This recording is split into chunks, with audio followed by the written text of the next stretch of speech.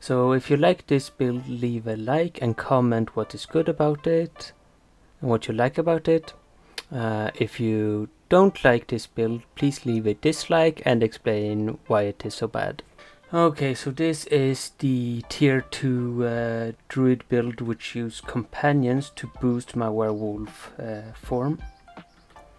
So basically what it is that I have a lot of tanky stuff like this one here that grants me defense, and then I get additional companions.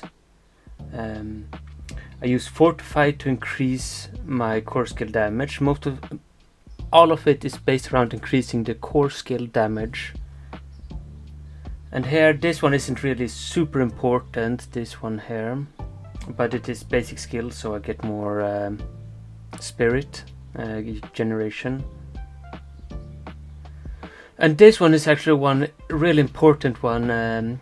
When I get injured while crowd controlled, I become unstoppable. This is important because this build wants to constantly attack, so I get life from critical hits and I get more fortitude and things.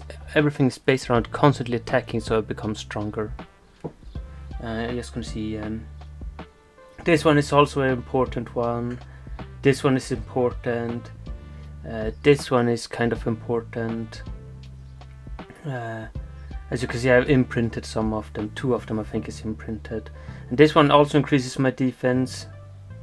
So this is also an important one. This is definitely an important one. This is also why I need companions, because they increase my core skill damage the more companions I have. And here, this one is actually also good. More armor when I attack things. And here some more defense stats that gives me healing. So it's very much core stat, damage and defense. That's pretty much what it all is about. And I use companions to gain extra stats in that sense. I'm just going to show you the spirit boons is the same as I used from a leveling build. So it's the Gift of the Stag, Scythe Talons, Pack Leader and Masochist. And then here you can have a look at all my skill trees. Here you see the first one. This is the one I have here.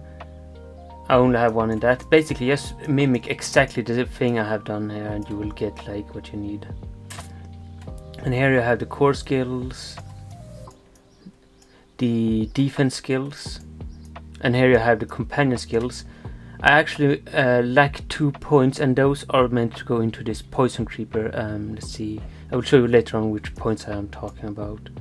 So you can see the wolves, those vine thingies, the ravens, and yeah. And then here the whatever it's called, wrath skills. I just use some passives there. And I've also put some into the fortitudes, these 2 here. And the ultimate skill is this Lupin Ferocity, because a lot of this is based around critical hits as well, so I get life and stuff from critical hits and extra damage, etc. So the skill points I'm lacking is actually from Renown, so this one and this one is lacking, just to show you that I actually lack 2 points that you can put on later on. Probably also remember to put in some sockets and upgrade your gear. So you see these, they are upgraded 4 times, while this one is not upgraded at all. So remember to upgrade all your gear. For jewelry you should use skulls. And you should also use skulls for your armor. And for your weapon you could use either damage over time, or I think you could use this one. So either amethyst or sapphire.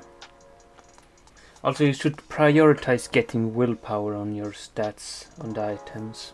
Okay, and if you enhance your weapons, I can't really do it right now because I'm actually lacking a Fiend Rose here. But critical strike damage, that's a good one to have. Damage to distant enemies, that's definitely not something that you need. Damage to stunned enemies is a no. Damage to poisoned enemies, that's a good one.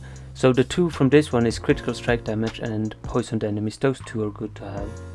Dodge chance is a defense, so you can save all your defensive stats. But yeah, slow duration reduction, that probably doesn't really matter that much. You can change that if you want. Damage reduction while fortified, that's actually a really good one. That's very well suited for this build. Healing received is good. Strength is okay, but I think willpower is best to have. And damage reduction from close enemies, that's also a good one. Overpower damage doesn't really matter that much, that you can change. I think dexterity and intelligence, if you get those two, maybe you should try to change them. But still, all those 4 stats actually does something good for this build. So, but you want willpower most of all. And then again, critical strike chance is good. So if you were to change something here, it's probably overpower damage, I guess. Fortified generation is really good. Willpower is really good. Shadow resistance and poison resistance should probably be changed on this one. Maximum life, barrier generation. I don't really think I have anything that gives me barrier, so that one should definitely be changed. Life generation while not damaged recently, that one should change definitely, because you will be damaged, you will be close up and get damaged. And this one I actually have already changed. I changed for some armor on that one.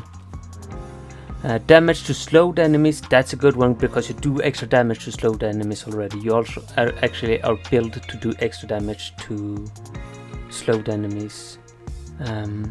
Damage to close enemies is also good. Lucky hit chance, that one is good because you have some lucky hit chance functions in the build.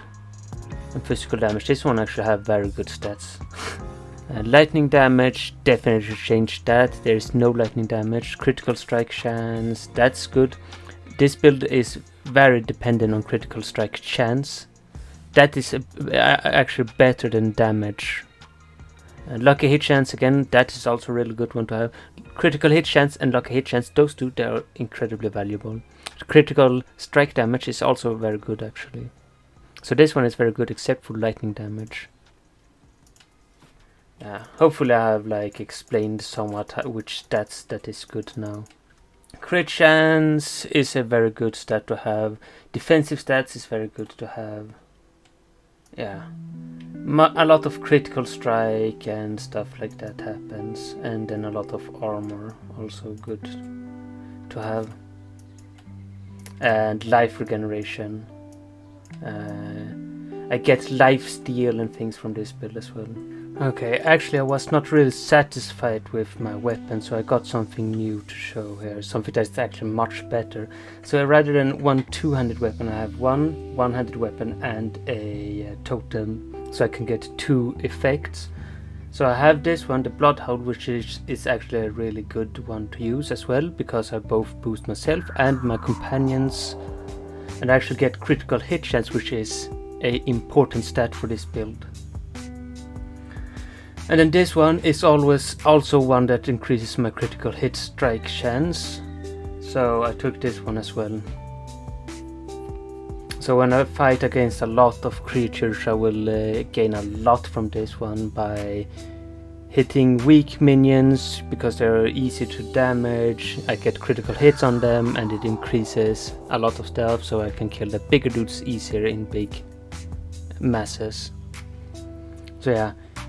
It doesn't really seem like much this one, but it actually does something at least. It boosts my damage somewhat. Okay, I'm just gonna show you how it actually looks like when I use this build. Just gonna see if I can find something. So it's basically like when I start here, I'm just gonna see if it actually shows. Not really good right now, but when I just start the fight, I actually am kind of squishy because I haven't got my fortify up, I haven't got buffs up and such. But the more I fight, the more strong I become. Because if I attack, I get lifesteal, I get fortify, and I guess that's it. But yeah, once I get into the fight, I actually become stronger then. And yeah, I killed those without actually doing much, but you have to use all your spells. Basically, whenever your spirit is empty, you use basic attacks. Whenever your spirit is full, you use your core attacks, and that's where you do damage. As you see, I just kind of like one-shot that with the third damage. So even if I've gone a lot into armor with this build, or defenses, I still do a lot of damage actually. And right now I'm not even using my companion skills, gonna see here. So when you're in a fight and it becomes hectic, what you should do is try to always use your spells. Like, it doesn't really matter which order, but just spam them whenever a spell is ready, no matter which one it is, just use it. So I have the Howl ability, which is like a buff for me. Then I have the Entangle spell and the Raven spell, which is like 2 AoE spells, and then the Wolves, they are a like high single target damage. So just spam them as much as possible, because they all actually help me in different ways. So like if I do all my spells, you're just gonna see if you can see that right there, my armor buff there actually increases a lot when I use my AoE spells, or yeah. So just spam your spells and you get buffs. And the more you're in a fight, the stronger you become with this build actually. So you start off weak and you have to like try and get your buffs up by fighting. And then you can just stand like and take any hits and just do maximum damage by standing still and just, yeah, getting your spirit up and then doing all the damage that like kills everything. Yeah, I guess that's how this build actually works. And when you have like gotten this build, you should be able to get into World Tier 3 kind of easily, actually, I think. Yes, that's that. Bye bye.